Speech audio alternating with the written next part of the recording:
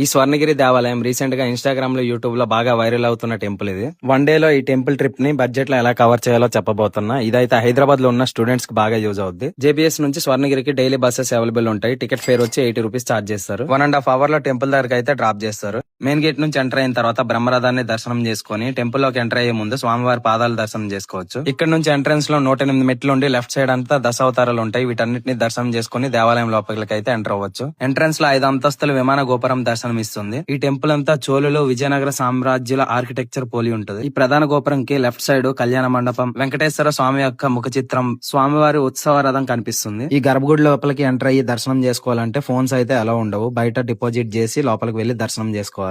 గర్భగుడిలో స్వామివారు సువర్ణమూర్తిగా కొలువైన 16 అడుగుల విగ్రహాన్ని దర్శనం చేసుకోవచ్చు. దర్శనం కంప్లీట్ అయ్యాక సౌత్ గోపురం నుంచి బయటకు వచ్చాక గరుడు విగ్రహం, స్వామివారి మోక్ష దీపాన్ని కూడా దర్శనం చేసుకోవచ్చు. కళ్యాణ మండపం పక్కకి నిత్యాన్న ప్రసాదాన్ని స్వీకరించి టెంపుల్ అంతా విజిట్ చేసిన తర్వాత పక్కనే జలనారాయణ స్వామిని దర్శనం చేసుకోవచ్చు. ఈ టెంపుల్ లోకి ఎంటర్ అయ్యేటప్పుడు వరాహమూర్తిని, లక్ష్మీ నరసింహ స్వామిని దర్శనం చేసుకుని లోపలికి ఎంటర్ అవ్వాలి.